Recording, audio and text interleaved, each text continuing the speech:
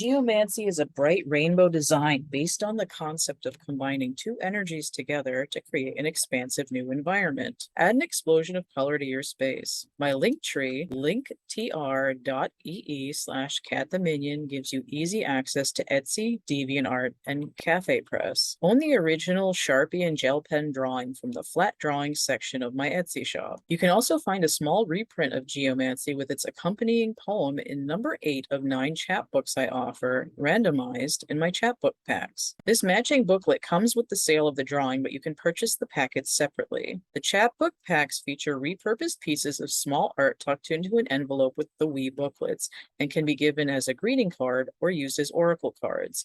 Accordingly, these are in the divination tools section of my Etsy shop. Use coupon code 3star17 to get 17% off your purchase of 3 or more items. Additional promo codes are available to visitors of my Patreon. Prints and merch of Geomancy are available in the digitally traced version with vibrantly filled colors with variation rainbow or black fields among the templates. You can get prints of Geomancy in my DeviantArt shop. Just click on it, and when you get to the individual page, click the Buy From button. Once you're in the print page, you can select from the menu various fine art prints with optional framing or small art gifts like mugs, postcards, and magnets. You can get Geomancy on dozens of products for wearing and decorating in my Cafe Press shop. Shop items like phone cases, blankets, shirts, drinkware, stickers, magnets, keychains, and more. Thanks for getting a splash of color with me. The video you're here to watch starts now. Welcome to Cat the Minion Energy Work. My name is Teresa, but you can call me Cat. I'm trying to move my glasses and I took them off because of the glare. So this is an energy report, and I haven't done one for a while, but it's sort of relevant to what's going on right now as we're getting closer to the sort of natural end of the year, i.e. Halloween. Although technically the winter solstice is also an end, but like a pagan end of the year where the crops are being pulled up and the veils are thinning and the souls are moving around and all that. Because this is a time where you would expect more channelings to happen because it's easier for. Sorry, this is shaking so much. My table is all of a sudden real wobbly. It's a little bit easier to make contact. The Wi-Fi is better. So what I'm gonna say should be pretty obvious. And it's sort of I've known for a while, but then didn't consciously process the thought. So I have, it's sort of stimulated from thoughts that I was having already, but it's also synchronistically linked to messages that I've gotten this week from hello, thank you, somebody in the little community bubble that we've got here. So thank you to S for messaging me and continuing our conversation from whenever the last time we talked was. So this is sort of brought about because I was watching one of the channeling videos that they linked me, or that you linked me if you're watching this. And again, I don't like being that person who sort of strings people along with the idea, so I'm gonna say what it is. It's having an effigy for some entity to enter in order to speak to them. That's what I'm talking about. So if we trace this back in history, you might see something like, I only have a drawing here, but you might see something. Oh, that's not very well lit, is it? It's kind of faint. I should get a different one. Whatever, I like this one. You might have something like this, an effigy of Osiris. And you might get a colossus or some other kind of statue, especially in like the holy of holies of the temple. Then you'd see something like in ancient Greece where they'd have like a 40-foot tall colossus of Athena or Zeus or whoever. And I have an opinion. I have thoughts on why they had colossi, but I mean, there's also like smaller statues. Like people would have like personal idols in their house that would be like a little, figurine. Like people these days might have a crucifixion with Jesus hanging on their wall, or um, a Buddha, or trying to think of some other religions. Shiva, ancestral effigies. Um, why can I not think of any other gods right now? Maybe Tano or what's that other one called? Quetzalcoatl. Um, what are those? I think it begins with K, and they're like little dolls, and they'd be like in the like mid southwest of the United States for the Native Americans. Kachina dolls. That would be like an effigy. Um, what else? Maybe something like that giant like chalk man that's like outlined on the ground somewhere in England vicinity ish. Those kinds of things. So, wish this wasn't wobbling so much. Um, the general idea is that, and some of this I think, okay, let me stop interrupting myself. The general idea is that higher dimensional beings, disincarnate beings, in order to interact in the meat space, not having a physical body, will come in to the statue or whatever you got, um, and will interact with you in some way. It's kind of like what you get with the Ark of the Covenant, where you can like hear the talking coming from in between the two angels on the top of it. That's more like a radio. But this is more like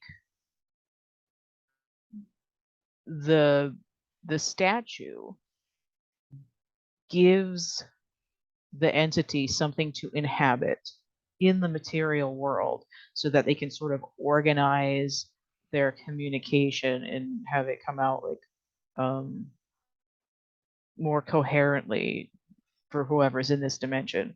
And I think my opinion as to why this started is because it would be too dangerous for the entity to come into a person. It would like blow their head off. Um, and I think it's because there's like too much like polarity between like the next dimension and the meat dimension. And I think there's like for some reason now there's like more nuances, so it's easier to come and go. Like there's more like mid levels of energy. Um, and it's also that there's like over time there's um more entities have lived on the planet, so they're used to the energy. So it's not they understand how to like pinpoint it better. It's sort of like playing operation. You got to have the precision, or it goes like zzz. Um, and I think this concept sort of carries through, but it gets lost over time. So when you get down to something like we're not just worshiping Osiris and trying to get Osiris to come down and talk to us. We have the pharaohs and the queens of Egypt. So this is a sketch of that Nefertiti bust. I actually made, that like greasy like 4-chunk modeling clay they used to have. I'm trying to angle this so it doesn't look fucked up. I made one of these when I was in middle school, like a 3-dimensional one about yay tall. about as big as your hand is from top to bottom. That was about how big how big it was. Um, but if you like something like King Tut's tomb, right? They mummified the body, and when the king resurrects, he's supposed to inhabit the body. That's why they preserve the body, so there's a vessel for the entity to come into. But just in case the body gets destroyed, they have a statue of the pharaoh in the tomb. They're like, well, here's our backup policy. It might be chunking around like you're, um, a malfunctioning robot, but at least there's something for you to come into instead of like a damaged, rotted out, somebody ate half of it body. Um, but then, and then like what's sort of where I'm questioning is like the line where people understood that the effigy is for a spirit to come into, and at what point did they just like start worshiping the physical object? Because that's kind of what we have now, um, which is why there's some religions that say we're not having an effigy at all. Like, like death if you doodle a picture of Mohammed. Because I think, because, I mean, there's certain issues that I have with all organized religion, but I think what they're actually doing there is saying we don't want to worship a physical object. Um, I think that it came late enough in the string of Abrahamic religions where they were like, wait a minute, this is kind of a problem.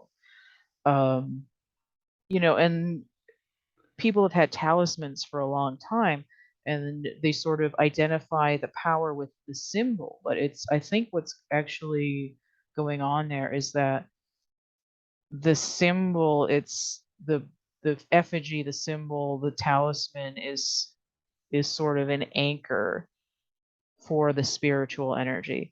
Kind of like the same way that your body is an anchor for your energy, and it's anchored into the different chakras. Um, Now, the reason that I'm talking about this is because I've done some channelings, and in the more recent ones, I just started automatically having some sort of effigy for the entity to come in with. I'd be like, here's a picture I drew a while ago of Archangel Michael, so you could get an idea of what I think he looks like or how I see him. But when I did Gabriel and the second Michael video and Uriel, I drew new pictures of them for the video. So like here with Gabriel, right? I drew the picture, and then like 2 days later I did the video. So when I'm talking to him, he can sort of inhabit this drawing, and it gives him something to anchor into, so it's easier for me to like see him as an entity and to listen to him and hear what he's saying. Um, and it didn't really occur to me that this is like something that people have known about for thousands of years. And then when I did Frida Kahlo, I had my little Frida doll, which I just took out. You can't really see her, but she's back here somewhere on the thing here. Um, and then when I did John Lennon, I took out my little John Lennon bust that I made in 2001, so that there'd be somewhere for it's sort of like somewhere for him to anchor to. But I wasn't really doing it like on purpose with these ones. I was just like, here's what they look like. This is who we're talking to. But it was more conscious with the three angels. I'm not taking Uriel out because it's in the big drawings box. The big drawings box under my bed. But he is for sale, and so is this one. So to have Gabriel come in, and I can't really, I can't really see what's in the bucket. Hold on. It's too far away for me to see what I'm doing. Is this the right? No, no, no, no. That's the other folder. Hold on a minute. I'm gonna get Michael out because I want him now too.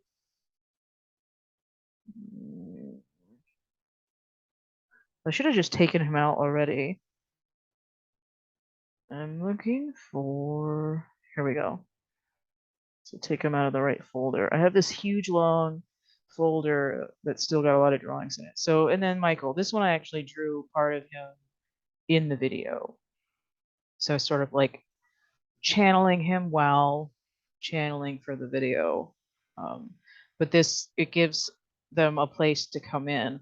And and I'm kind of wondering if this is why it's taking me so long to finish the angel deck, because it's the same kind of thing. I'm sort of channeling their energy while I'm drawing them. So I'm sort of like, okay, what are you about? What do you want to look like? Like what's how do you want to be represented? Like what do you want to be holding? Where do you want to be standing? What do you want to be wearing? And again, like what do you look like? Like he wanted to look like a Byzantine mosaic, but also like 80s hair metal. I was like, okay. And then Michael just decided that he wanted to be wearing his plaid armor, which I didn't know that he had. So he's got some plaid armor and a resonating rod there. So those are actually for sale. See how long this huge goddamn file bin. So still quite full of drawings. So and it just happens to be easier for me right now to do the drawings because I don't have like modeling clay right now. I have one tiny little chunk of Sculpey left from the Lestat figurine that I made. But the point is, um, I guess when people have the entity come in and they're like zzz, and then they're like now somebody else, it's called trans channeling, which I didn't really know. I just knew that it's not how I channel because usually it's separate for me. Like for me, it's like you're not allowed to use my body. I'm using my body. Like no entry. This is like VIP access only. Um, so it's more important for me if I'm going to be talking to somebody to have some kind of a thing for this disincarnate entity to put their energy in. Now, again, I'm not sure what the difference is between, um, like, I am only guessing about why entities couldn't come into human bodies. Um, I think I think they could take their body and sort of like beam it down to be a meat body, but I think the way that I feel like it was sort of disastrous for that kind of energy to try to funnel itself into a human body. Um, but I think I kind of wonder if it has something to do with this sort of like we're becoming more crystalline, blah blah blah. Like the human body itself has evolved enough that it can be done. Maybe that's why there were so many genetic experiments in the past because they're trying to like get these bigger energies in. Um, but that's sort of a side point. So the thing is, um, if you've got some kind of effigy of either um, like a known disincarnate entity, like a god, goddess, whatever, any kind of like higher master.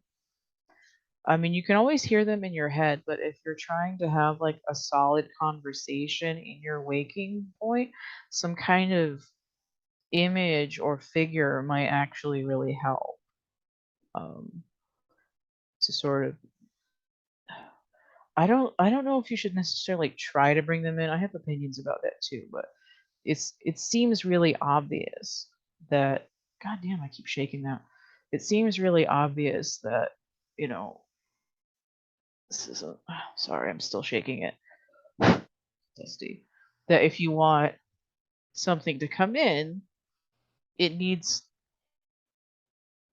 a form to sort of occupy in the material world. Because if it's higher dimensional, if it's a spirit or something, it's just going to be sort of misty and kind of blow around with the wind. But if you're saying, "Hey, grandma, can you come and sit in this figure?" then grandma's going to fill up the shape and she's going to be able to become more dense and solid and talk to you. I don't recommend this in particular, but maybe if you're trying to talk to HR Giger, this might be more what you want. So I'm not sure where I'm really going with this, but it's just sort of like a, hey, why didn't I think of that before? Um, so, and this sort of goes into how people summon um, a demon, basically. I mean, you're sort of drawing it forth, right? Um, there's evoking and invoking, and I was reading something about, somebody was saying the difference between it on a video, I think. And you have to be careful with that too. But if it's sort of a friendly, it's, like a known celebrity or literally your ancestors, then having some kind of thing for them to manifest into um, can help you speak to them. It, I knew somebody whose mother died when they were really young. I'm trying to be vague about this so I don't give up people's identities. And I got a little toy plastic phone. I'm like, here, now you can talk to mommy. And I just realized that it wasn't like, I was coming from a standpoint of this is a psychological aid so that the little kid can understand that, you know, where'd mommy go? Like I can, talk to her in my mind, but it's sort of saying like, here's this phone, like call her spirit down into it, which is not, that's a little bit higher level and not necessarily what I was thinking at the time. Um,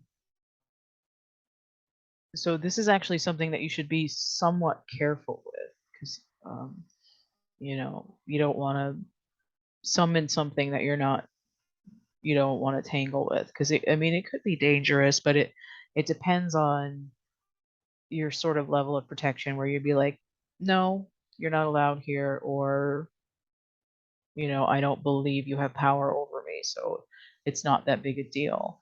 um you don't want to be like calling into the void for whoever decides to come in because that could mess with you too. So in general though, this is it's like a historical ongoing thing that we don't notice. So if you're gonna buy a pop figure of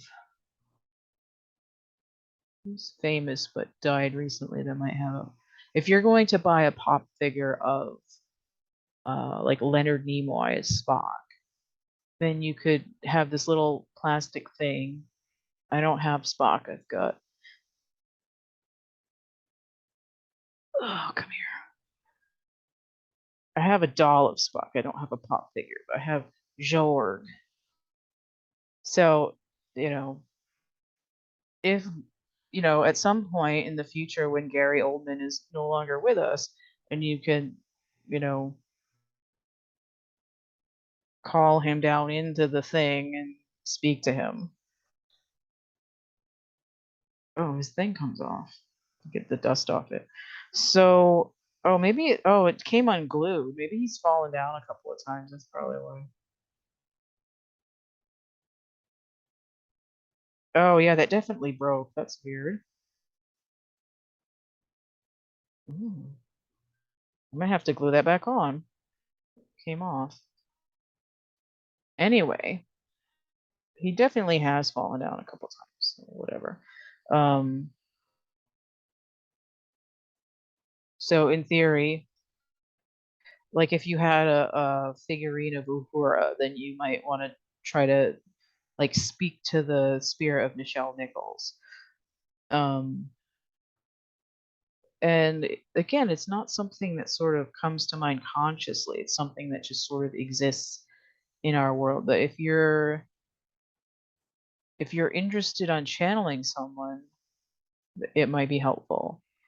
And it might just be as simple as like drawing a smiley face and like having like one little characteristic that's of the person.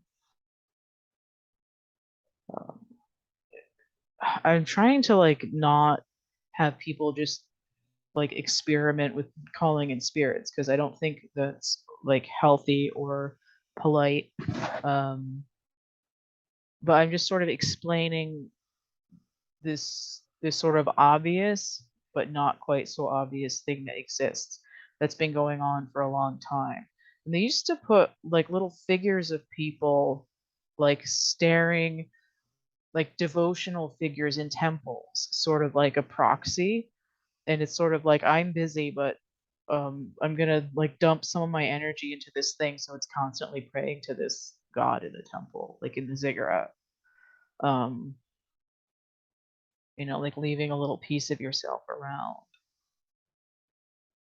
And I think if we notice this, that we'll see that there's sort of interdimensional magic, interdimensional um, like switches that we know about, but we haven't really been paying attention to. Like it's hidden in plain sight. So whether you knew about all this or not, or you're like, oh my god, it's not something that I sort of connected consciously before, and I felt really compelled to talk about it. So that's it. That's all for the energy report, and I'll be back with another energy report when I need to. All right. So take it easy. Don't forget to like, share, subscribe, comment. Check out my playlists tab, and stay groovy. And we'll see you later. Bye. Cat the Minion energy work is focused on building a community around creativity and connectivity. Connect to new friends, the universe, and yourself. Shift your perspective of everyday life. Alleviate the stresses of daily life by tapping into self-expression. Help me build my offerings around your needs by investing, interacting, and brainstorming new things we can do. Your financial contributions via donations, purchases of goods and services, and participation on Patreon allow me to pay mundane bills, upgrade to better interactive services and equipment, and to buy art supplies and materials. Additionally, your support helps me pay it forward to charities, other energy workers, and artists, and to gain more visibility so our community can reach even more who need it. You can find a number of the goods and services I offer by clicking the links from my website, cattheminion.wordpress.com, or from my link tree, depending on your preference, linktr.ee/cattheminion. I'm offering original art pieces, digital downloads, art prints, merch, tarot readings, divination tools, templates, coloring books, a dark poetry book, YouTube content, self-care encouragement, and more.